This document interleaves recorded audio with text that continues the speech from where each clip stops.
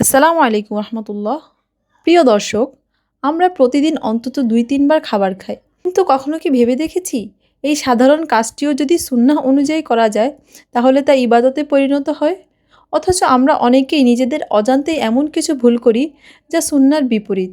আজকে আমরা জানব খাবার খাওয়ার সময় আমরা সাধারণত কি কি ভুল করি এবং কোরআন ও সহিহ হাদিসের আলোকে খাবার খাওয়ার সঠিক আদব ও নিয়ম কী। সবচেয়ে বড় ভুলগুলোর একটি হলো খাবার শুরু করার আগে বিসমিল্লাহ না বলা। রাসূল সাল্লাল্লাহু আলাইহি ওয়াসাল্লাম বলেছেন, তুমি আল্লাহর নাম নিয়ে খাও। আরেকটি হাদিসে এসেছে, কেউ যদি বিসমিল্লাহ বলতে ভুলে যায় তাহলে মনে পড়ার সঙ্গে সঙ্গে বলবে বিসমিল্লাহি আউয়ালাহু ওয়া আখিরুহু। এতে করে শয়তান খাবারে অংশগ্রহণ করতে পারে না। তাই আমরা যদি খাবার শুরু করার সময় বিসমিল্লাহ পড়তে ভুলে যাই তাহলে যখনই মনে হবে খাবারের মাঝে বিসমিল্লাহি আউয়ালাহু ওয়া আখিরুহু। ডান হাতের পরিবর্তে বাম হাতে খাওয়া। অনেকেই অলসতা বা অভ্যাসের কারণে বাম হাতে খেয়ে থাকেন। রাসূল সাল্লাল্লাহু আলাইহি ওয়াসাল্লাম বলেছেন, তোমাদের কেউ যেন বাম হাতে না খায়, কারণ শয়তান বাম হাতে খায় ও পান করে। তাই সুস্থ অবস্থায় উচিত সবসময় ডান হাতে খাওয়ার চেষ্টা করা। নিজের সামনে থেকে না খাওয়া। অনেকেই পুরো প্লেটের বিভিন্ন জায়গায় হাত বাড়িয়ে খাবার নেন। রাসূল সাল্লাল্লাহু আলাইহি ওয়াসাল্লাম এক শিশুকে শিক্ষা দিয়েছিলেন, বিসমিল্লাহ বলো, ডান হাতে খাও এবং তোমার সামনে থেকে খাও। এটি খাবারের আদব এবং অন্যদের প্রতি সম্মানের প্রকাশ। খাবারের সময় আমরা আরও একটি যে ভুল করি সেটি হলো খাবারের দোষ ধরা।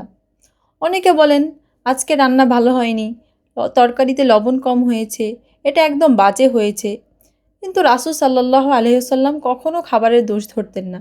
হাদিসে এসেছে, তিনি কোনো খাবার পছন্দ হলে খেতেন আর অপছন্দ হলে চুপচাপ রেখে দিতেন। খাবার অপচয় করা। আল্লাহ তাআলা কোরআনে বলেছেন, তোমরা খাও, পান করো, কিন্তু অপচয় করো না। নিশ্চয়ই আল্লাহ অপচয়কারীদের ভালোবাসেন না। তাই যতটুকু প্রয়োজন ততটুকুই নেওয়া উচিত, যাতে অপচয় না হয়। আজকাল অনেক রোগের অন্যতম কারণ হচ্ছে অতিরিক্ত খাওয়া তথা পেট ভর্তি করে খাওয়া। রাসূল সাল্লাল্লাহু আলাইহি ওয়াসাল্লাম বলেছেন, মানুষ তার পেটের চেয়ে নিকৃষ্ট কোনো পাত্র পূর্ণ করে না। তিনি শিক্ষা দিয়েছেন, 1/3 খাবার, 1/3 পানি আর 1/3 শ্বাস নেওয়ার জন্য খালি রাখা উত্তম। সবশেষে আমরা যে ভুল করি, খাবার শেষে আলহামদুলিল্লাহ না বলা। অনেকেই খাবার শেষ করে উঠে যান, কিন্তু রাসূল সাল্লাল্লাহু আলাইহি ওয়াসাল্লাম খাবার শেষে আল্লাহর প্রশংসা করতেন। তিনি বলেছেন, যে ব্যক্তি খাবার খেয়ে আল্লাহর প্রশংসা করে, আল্লাহ তার প্রতি সন্তুষ্ট হন। খাবার শেষ করে আমরা বলবো আলহামদুলিল্লাহিল্লাযী আত'আমানি। এটা না পারলেও অন্তত এতটুকু বলা উচিত, আলহামদুলিল্লাহ। পরিচ্ছন্নতা ইসলামের গুরুত্বপূর্ণ শিক্ষা। খাওয়ার আগে ও পরে হাত ধোয়া যেমন সুন্নাহসম্মত, তেমনি স্বাস্থ্যগত দিক থেকেও তা অত্যন্ত উপকারী। খাবার নষ্ট না করা, খাবারকে অসম্মান না করা। অনেকেই প্লেটের খাবার ফেলে দেন। রাসূল সাল্লাল্লাহু আলাইহি ওয়াসাল্লাম খাবারকে সম্মান করতে শিখিয়েছেন।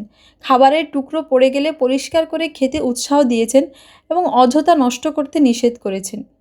প্রিয় দর্শক, খাবার খাওয়া আমাদের প্রতিদিনের একটি সাধারণ কাজ, কিন্তু এই সাধারণ কাজটিকে যদি আমরা রাসূল সাল্লাল্লাহু আলাইহি ওয়াসাল্লামের সুন্নাহ অনুযায়ী করি তাহলে প্রতিটি লোকমার সঙ্গে আমরা সওয়াব অর্জন করতে পারি এবং খাওয়াও একটি ইবাদতে পরিণত হয়। তাই আজ থেকে আমরা চেষ্টা করব, খাবার খাওয়ার সময় বিসমিল্লাহ বলে শুরু করব, ডান হাত দিয়ে খাবার খাবো, নিজের সামনে থেকে খাবো, অপচয় করব না, খাবারের দোষ ধরব না, অতিরিক্ত খাবো না এবং খাবার শেষে আলহামদুলিল্লাহ বলবো। আল্লাহ তাআলা আমাদের সবাইকে কোরআন ও সহিহ সুন্নাহ অনুযায়ী জীবন পরিচালনা করার তৌফিক দান করুন। ভিডিওটি ভালো লাগলে শেয়ার করুন এবং আমাদের চ্যানেলটি সাবস্ক্রাইব করুন।